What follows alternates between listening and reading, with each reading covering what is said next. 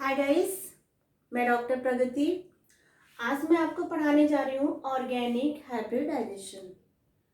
Okay बेटा, मैं आपको ये नहीं बताने जा रही हूँ कि हाइब्रिडाइजेशन क्या होता है। मैं आपको ये बताने जा रही हूँ कि ऑर्गेनिक मॉलिक्यूल्स में हम कार्बन का हाइब्रिडाइजेशन कैसे फाइंड आउट करते हैं। ओके, अच्छा, सबसे पहले मैं आपको ये बताना चाहूँगी कि जो कार्बन होते हैं वो 3 तरह के बॉन्ड फॉर्म करते हैं। First bond carbon single bond carbon, second carbon double bond carbon और third carbon triple bond carbon. Okay बेटा, अगर कार्बन ने अपने surrounding only single bond form किया है तो इस बॉन्ड को हम सिग्मा बॉन्ड बोलते हैं। और अगर कार्बन के सराउंडिंग डबल बॉन्ड भी पाए जाते हैं तो इस डबल बॉन्ड में एक सिग्मा और दूसरा पाई होता है। ऐसे ही अगर हम थर्ड की बात करें, अगर कहीं पे कार्बन ने ट्रिपल बॉन्ड फॉर्म किया है तो उसमें एक सिग्मा और 2 पाई बॉन्ड पाए जाते हैं। ओके, अब बात करते हैं हाइब्रिडाइजेशन। जो ऑर्गेनिक मॉलिक्यूल्स होते हैं उसमें 3 तरह के हाइब्रिडाइजेशन होते हैं। कौन कौन से? sp3, sp2, sp। ओके, अगर कार्बन ने 4 सिग्मा बॉन्ड फॉर्म किया है तो इसका हाइब्रिडाइजेशन क्या हो जाएगा? sp3। दैट मीन्स एक बॉन्ड, एक ऑर्बिटल s का और 3 ऑर्बिटल p के, टोटल कितने ऑर्बिटल्स हो जाएंगे? 4 ऑर्बिटल्स। और बॉन्ड यहाँ पे कितने हैं? 4। अगर कार्बन ने 3 सिग्मा और 1 पाई बॉन्ड फॉर्म किया है तो इसका हाइब्रिडाइजेशन क्या हो जाएगा? sp2। ऐसे ही अगर कार्बन ने 2 सिग्मा और 2 पाई बॉन्ड फॉर्म किया है तो इसका हाइब्रिडाइजेशन हो जाएगा sp। ओके बेटा, अब हम जानते हैं इन तीनों में अगर हम कंपैरिजन करें किसी चीज का इलेक्ट्रोनेगेटिविटी का तो किसकी इलेक्ट्रोनेगेटिविटी ज्यादा होगी? इलेक्ट्रोनेगेटिविटी क्या होता है? जहाँ जिसका अट्रैक्शन न्यूक्लियस से सबसे ज्यादा होता है। तो इसमें से अगर हम कंपैरिजन करें sp, sp2, sp3 तो इसमें न्यूक्लियस का अट्रैक्शन सबसे ज्यादा होगा sp का, देन sp2, फिर sp3। उसका रीजन क्या होता है? क्योंकि यहाँ पे परसेंटेज ऑफ s कैरेक्टर कितना हो जाएगा? 50% s कैरेक्टर होता है। और यहाँ पे जो होता है s कैरेक्टर कितना होगा? 33%। और इस वाले केस में s कैरेक्टर जो होता है वो 5% होता है। और जो s ऑर्बिटल्स होते हैं उनका अट्रैक्शन न्यूक्लियस में सबसे ज्यादा होता है। उसका भी रीजन ये होता है क्योंकि जो s ऑर्बिटल्स होते हैं वो स्फेरिकल शेप के होते हैं और स्फेरिकल शेप होने की वजह से उसके जो इलेक्ट्रॉन होते हैं वो इक्वली चारों तरफ डिस्ट्रीब्यूट होते हैं। जैसे ये न्यूक्लियस है, मान लो हमने एक s ऑर्बिटल यहाँ पे रखा, ठीक है, इसके इलेक्ट्रॉन चारों तरफ डिस्ट्रीब्यूट है। तो न्यूक्लियस कहीं से भी किसी भी साइड से इसको आसानी से अट्रैक्ट कर सकता है क्योंकि इलेक्ट्रॉन डेंसिटी चारों तरफ इक्वली है। लेकिन अगर हम न्यूक्लियस के सराउंडिंग p ऑर्बिटल को देखें तो बेटा ये जो होता है p ऑर्बिटल का ये नोड कहलाता है और यहाँ पे इलेक्ट्रॉन डेंसिटी सबसे लेस होती है। तो न्यूक्लियस भी तो यही बी सेंटर में ही होता है और सेंटर में नोड्स भी पाए जाते हैं। तो इनका अट्रैक्शन उतना ज़्यादा नहीं हो सकता है जितना अट्रैक्शन आपके s ऑर्बिटल का होता है। इसलिए सबसे ज़्यादा हाईली इलेक्ट्रोनेगेटिव आपका s ऑर्बिटल होगा, उसके बाद p, उसके बाद d, उसके बाद f। इसको हम ऐसे भी समझ सकते हैं, ये आपका न्यूक्लियस है, सबसे ज्यादा अट्रैक्शन किसका हुआ? s का, फिर p का, फिर d का और फिर f का। ओके, अब हम देखते हैं ऑर्डर ऑफ इलेक्ट्रोनेगेटिविटी, जैसे हमने आपको समझाया, परसेंटेज ऑफ एस कैरेक्टर जिस भी हाइब्रिडाइजेशन में ज़्यादा होगा, जिस भी मॉलिक्यूल्स में ज़्यादा होगा, उसकी इलेक्ट्रोनेगेटिविटी सबसे ज़्यादा होगी। तो ऑर्डर ऑफ इलेक्ट्रोनेगेटिविटी किसकी सबसे ज़्यादा होगी? अभी आपको बताया सबसे ज़्यादा हाईली इलेक्ट्रोनेगेटिव कौन सा हो जाएगा? sp, फिर sp2, फिर sp3। ओके, अब हम चलते हैं कैसे निकालते हैं ऑर्गेनिक मॉलिक्यूल्स में हाइब्रिडाइजेशन। सपोज हमारे पास एक मॉलिक्यूल है मीथेन। अभी हम इजी मॉलिक्यूल्स लेते हैं। ये कार्बन है। कार्बन ने अपने सराउंडिंग में अगर सिग्मा सिग्मा बॉन्ड फॉर्म किए हैं तो how many bonds are here? 4 sigma bond. और अभी आपको मैंने बताया 4 सिग्मा बॉन्ड के लिए हाइब्रिडाइजेशन क्या हो जाएगा? sp3।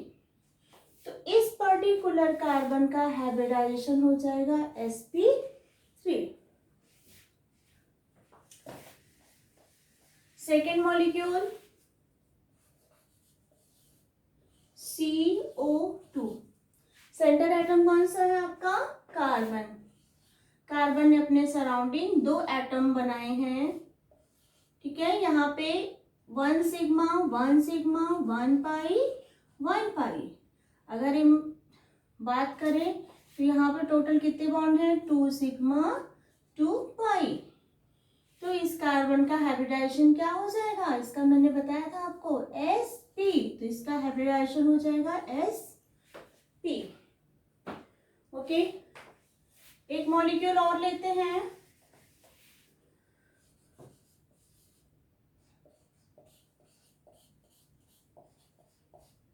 ठीक है बच्चों, अब यहाँ पे देखते हैं। यहाँ पे एक सिग्मा है, यहाँ पे एक सिग्मा है और 2 पाई। टोटल कितने बॉन्ड हो गए? 2 sigma 2 pi for the carbon. Okay, तो यहाँ पे कार्बन का हाइब्रिडाइजेशन क्या हो जाएगा? जल्दी बताओ। sp।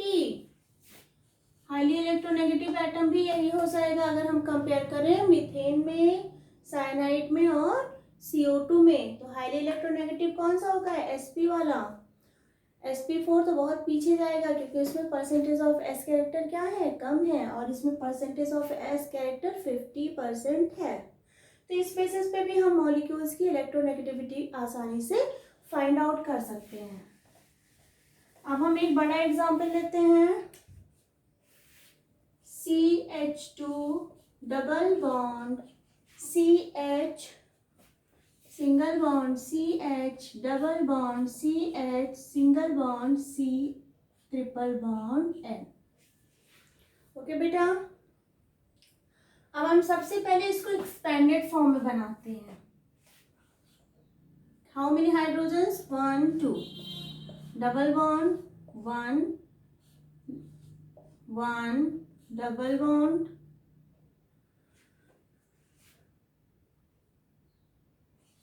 1, triple bond N।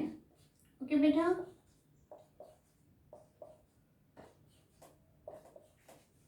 अब हम इस कार्बन की बात करें तो इसने 1 2 3 सिग्मा और 1 पाई बनाया है। तो इसका हाइब्रिडाइजेशन क्या हो जाएगा?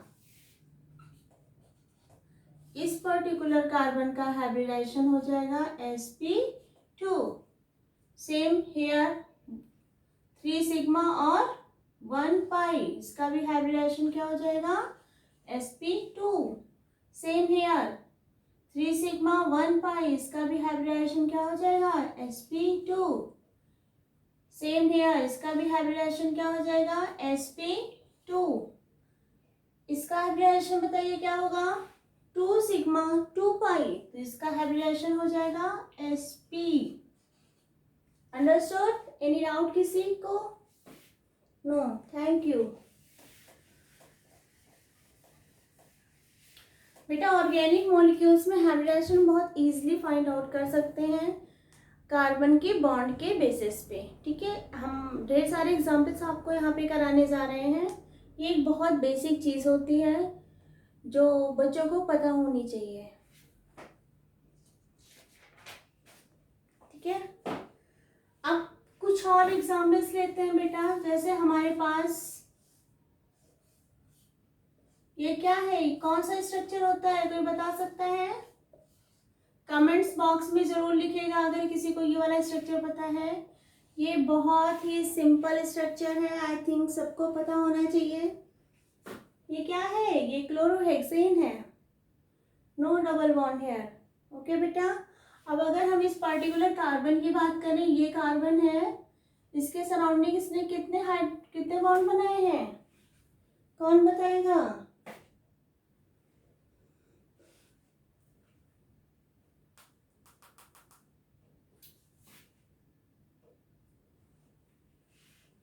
यहाँ पे हाइड्रोजन भी है, ठीक है बेटा।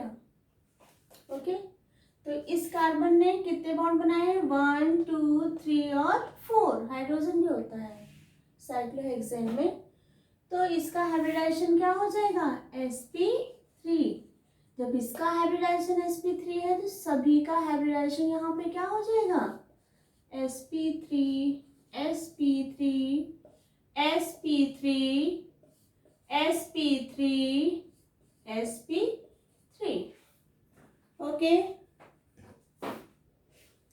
एक चीज आपको और बतानी है,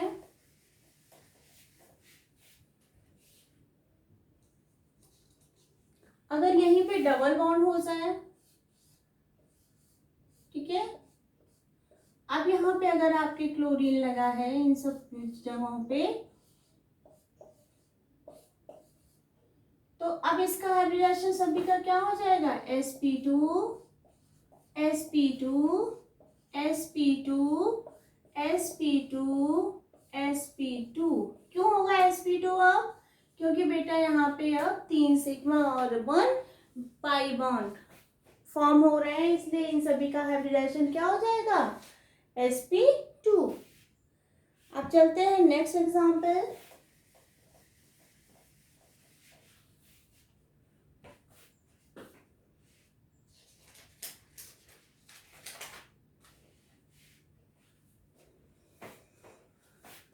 CH3 C triple bond C CH double bond CH2। Suppose ये हमारे पास मॉलिक्यूल है और हमें इसका हाइब्रिडाइजेशन फाइंड आउट करना है। कुछ नहीं बेटा, इस कार्बन की बात करें तो इस कार्बन ने 4 सिग्मा बॉन्ड बनाए हैं। इसको एक्सपेंडेड फॉर्म में आप बना सकते हैं, मैं बना दूं, यहीं पे तो हाइड्रोजन है,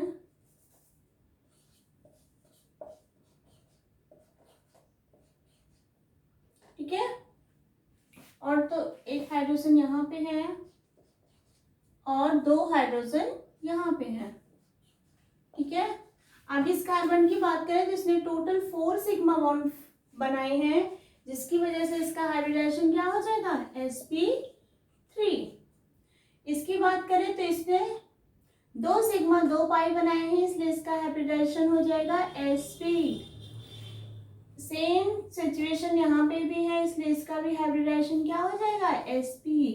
इस कार्बन की बात करें तो 2 सिग्मा 2 पाई, इसका हाइब्रिडाइजेशन हो जाएगा sp2। इसमें भी सेम वही चीज है, नो।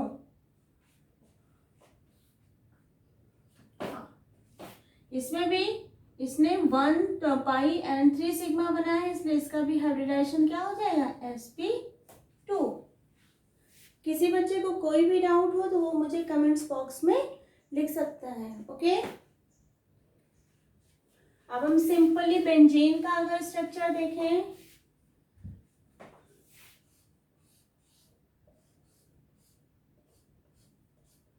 बेटा यहाँ पे अगर कार्बन है, ओके, तो इस कार्बन से एक हाइड्रोजन भी यहाँ पे जुड़ा हुआ है, ठीक है। अब देखो इस कार्बन ने 3 सिग्मा और 1 पाई बॉन्ड बनाए हैं, इसलिए इसका हाइब्रिडाइजेशन क्या हो जाएगा, sp2। किसी भी कार्बन का अगर हम एक्सपेंडेड फॉर्म बनाएंगे तो सभी का हाइब्रिडाइजेशन क्या हो जाएगा, sp2। और ये आपका एक बेंजीन रिंग है, एरोमेटिक कंपाउंड। तो ये जो बेंजीन रिंग है, इसमें हर एक कार्बन जो है उन सभी का हाइब्रिडाइजेशन क्या है, sp2।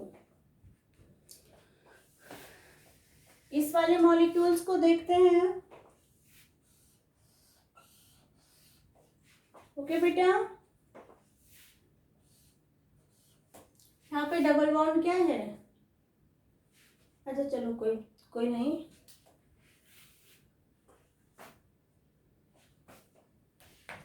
एक बॉन्ड मैंने एक्स्ट्रा बना दिया है, इसकी बात करते हैं। यहाँ पे डबल बॉन्ड कॉन्जुगेशन में, कॉन्जुगेशन का मतलब क्या होता है, ऑल्टरनेट, ये यहाँ जाएगा तो ये यहाँ जाएगा, ये यहाँ आएगा तो ये यहाँ जाएगा। ओके, अब इसका हम हाइब्रिडाइजेशन निकालेंगे। ये एक कार्बन यहाँ है, एक कार्बन यहाँ है, एक कार्बन यहाँ है और एक कार्बन यहाँ है।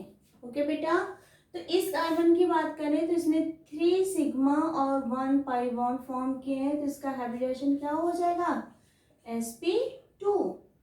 सेम यहाँ पे भी है, इसका भी हाइब्रिडाइजेशन क्या हो जाएगा, sp2। यहाँ पे भी सेम वही चीज है, इसका भी हाइब्रिडाइजेशन sp2 हो जाएगा, और सेम यहाँ भी इसका भी हाइब्रिडाइजेशन क्या हो जाएगा, sp2।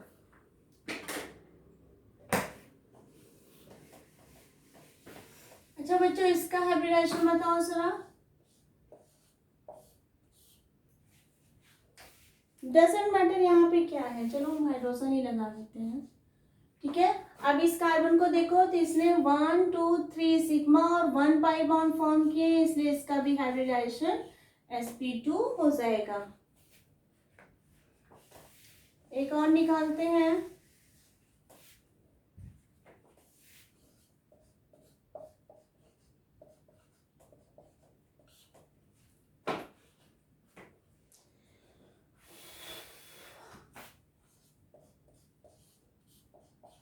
हाँ तो बच्चों, इसका हाइब्रिडाइजेशन क्या होगा, इसने यहाँ पे 1 2 3 4, तो इसका हाइब्रिडाइजेशन क्या हो जाएगा, sp3। इस पर्टिकुलर का देखिए 1 2 3 सिग्मा एंड 1 पाई, इसका हाइब्रिडाइजेशन क्या हो जाएगा, sp2।